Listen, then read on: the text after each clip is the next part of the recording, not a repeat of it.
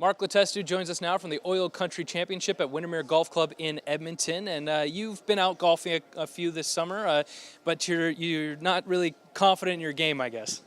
No, and the prospect of spectators being there has made me less confident. So I've tried to play a little bit more recently because I knew this was coming up, and I didn't want to be a total embarrassment. So I've tried to play a little bit more.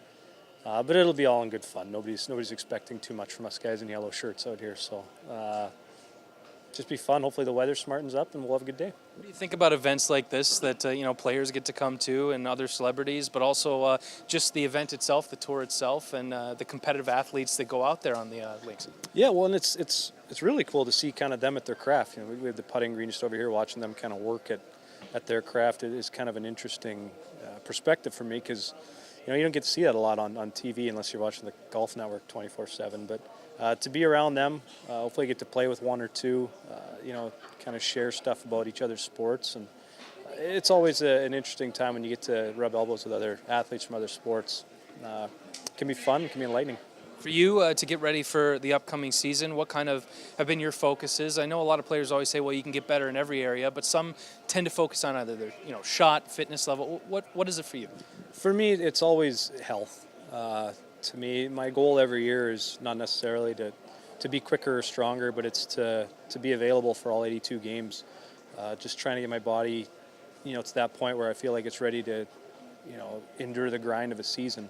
And I've been able to do that the last couple of years, and Chad, Drummond, the strength coach here at the Oilers, has done a really good job getting me ready for that. We're kind of on that same path this summer, and hopefully we'll be ready for another long 82-game season, hopefully even a longer playoff run.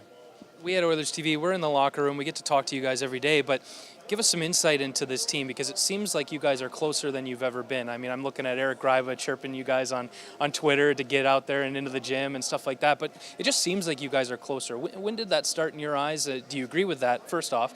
And when did that start for you? Well, I think we're a close group. I think at times social media amplifies that for people outside the room because it gives a little bit of insight, but I think I've been on close groups.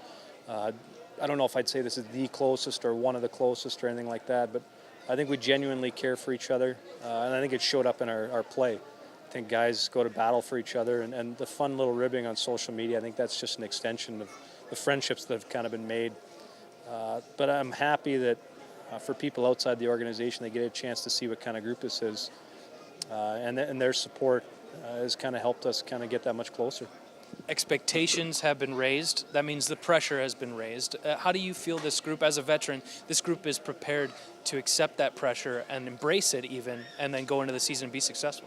Well, I think a lot of the guys that are, we're talking about the big pressure that they've faced their whole lives, whether being top picks or in Stanley Cup finals. We've got guys to lean on, and it's something I'm sure we're going to address right away.